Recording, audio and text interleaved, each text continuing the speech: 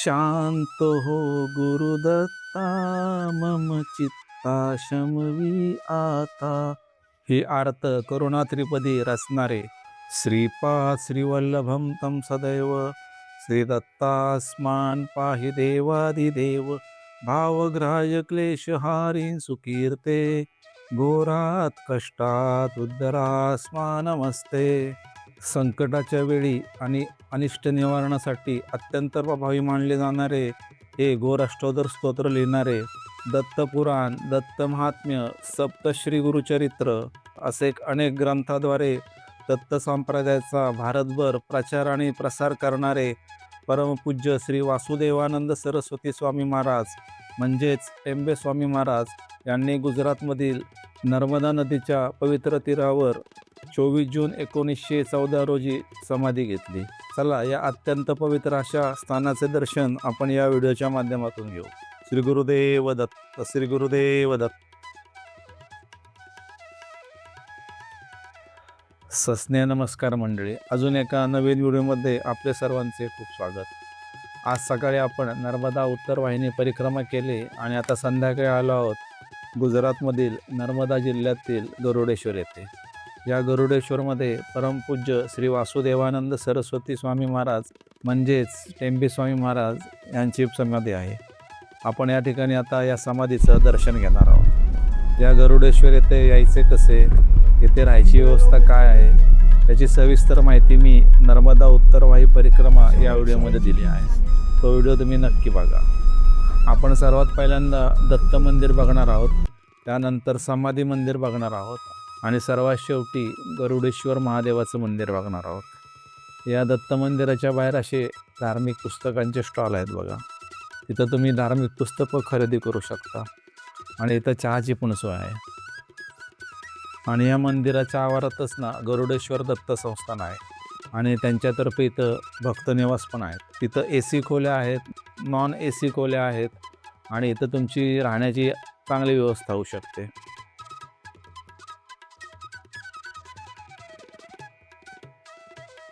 चला आता आधी आपण दत्त महाराजांचं दर्शन घेऊ.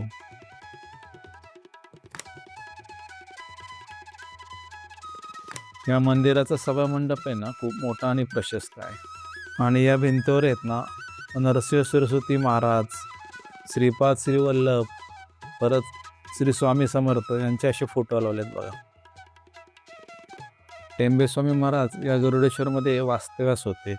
त्यावेळी या दत्तमूर्तीची स्थापना स्वतः टेंबे स्वामी महाराजांनी केली आहे. अत्यंत तेजस्वी आणि सजीव वाटणारी ही मूर्ती पाहताच साक्षात दत्तप्रभू आपल्यासमोर उभे आहेत असा भास होतो. गुरुदेव दत्त, गुरुदेव दत्त.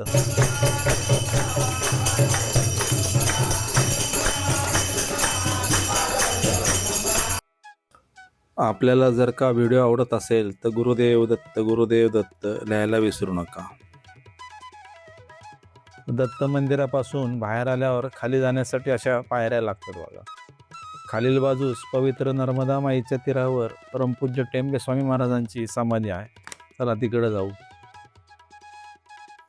चला आता आज जाऊन या पवित्र समाधीचं आपण दर्शन घेऊया. आम्ही इथं पोचलो ना तेव्हा इथं मुंबईहून आलेला भाविकांचा एक ग्रुप होता बघा आणि या ग्रुपने इथं भजन चालू केलं होतं.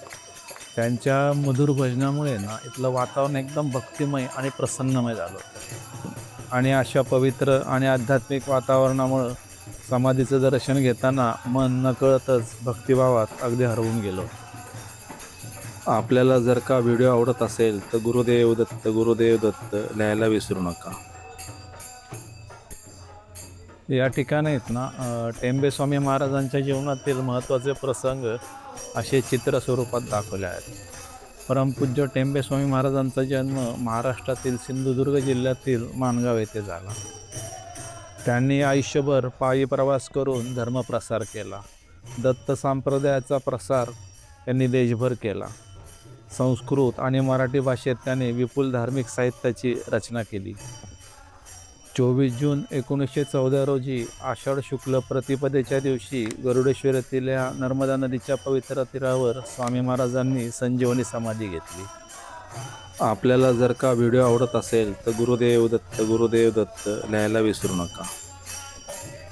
त्याच्या समोरच टेंबे स्वामी महाराजांच्या निर्गुण पादुका आहेत आणि या पादुकांबाबत ना अशी कथा सांगितली जाते की एका सेवकाने स्वामी महाराजांना पादुका मागितल्या, पण स्वामी महाराज नेहमी अनवाणी चालत असत म्हणून त्यांच्याकडे पादुका नव्हत्या.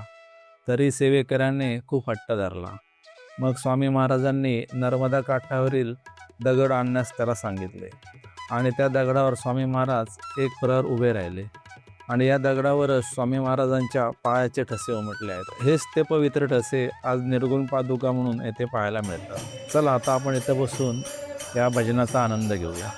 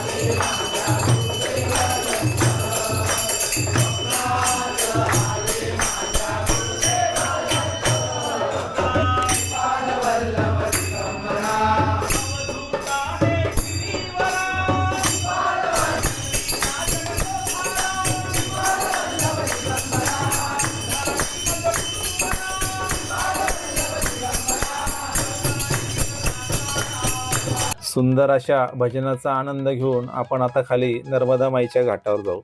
आज सकाळी ना या नर्मदा माईच्या सानिध्यात नर्मदा उत्तर वाहिनी परिक्रमा 6 तासात पूर्ण केली आणि या परिक्रमेचा सविस्तर व्हिडिओ तुम्ही या चॅनलवर पाहू शकता. आणि आता पुन्हा एकदा या पवित्र स्थळी नर्मदा मातेचं दर्शन होत आहे. नर्मदे हर, नर्मदे हर. हा जो समोर बंधारा दिसतोय ना तो अलीकडच्या काळातच बांधलेला आहे आणि याच नर्मदा नदीवर इथून सुमारे 9 ते 10 किलोमीटर अंतरावर आपल्या भारताचे पहिले गृहमंत्री सरदार वल्लभभाई पटेल यांचा जगातील उंच पुतळा म्हणजेच स्टॅच्यू ऑफ युनिटी आहे आणि तिथंच समोर प्रसिद्ध असं सरदार सरोवर पण आहे. ही दोन्ही ठिकाणे ना आम्ही उद्या सकाळी पाहणार आहोत आणि उद्या दुपारी इथून साधारणतः 30 ते 35 किलोमीटर अंतरावर नर्मदा माईच्या काठी असलेले नीलकंठ धाम पाहणार आहोत. या दोन्ही ठिकाणाचे व्हिडिओ तुम्हाला या चॅनलवर बघायला मिळतील. चला आपण आता गरुडेश्वर महादेव मंदिराकडे जाऊ. वाटेत या ज्या इमारती दिसत आहेत ना या सर्व गरुडेश्वर दत्त संस्थानाच्या आहेत. इथं गोशाळा आहे, भक्ती निवास आहे आणि भक्तांसाठी इथं जेवणासाठी हॉल आहे आणि सर्व भाविकांना ना येथे दुपारी आणि रात्री माफक दरात महाप्रसादाची व्यवस्था केलेली आहे. हे जे समोर दिसत आहे ते आहे अतिप्राचीन असं गरुडेश्वर महादेव मंदिर. हे मंदिर सुमारे 2000 वर्षाहून अधिक जुने आहे असे सांगितले जाते. या मंदिराच्या बाबत काही पौराणिक कथा सांगितल्या जातात, पण त्या सर्व कथा सांगणे इथं शक्य नाही. एका कथेनुसार फार पूर्वी या भागातील लोक एका राक्षसाच्या संकटात होते. तेव्हा भगवान शंकरांनी गरुड पक्षाचे रूप धारण करून त्या राक्षसाचा नाश केला व नायनाट केला आणि सर्व भक्तांचे रक्षण केले. म्हणूनच या स्थळाला गरुडेश्वर असे नाव पडले. गरुडेश्वर येथील हा आध्यात्मिक आणि पवित्र प्रवास आपला इथेच संपतो. उद्या आपण पाहणार आहोत statue of unity, Sardar Sarovar आणि नीलकंठ धाम. हे सर्व व्हिडिओ लवकरच तुम्हाला चॅनलवर पाहायला मिळतील. जर तुम्हाला हा व्हिडिओ आवडला असेल तर व्हिडिओला लाईक करा, चॅनलला सबस्क्राईब करा आणि अशाच आध्यात्मिक प्रवासासाठी माझ्यासोबत नक्की जोडलेला. नर्मदे हर. श्री गुरुदेव दत्त. श्री गुरुदेव दत्त.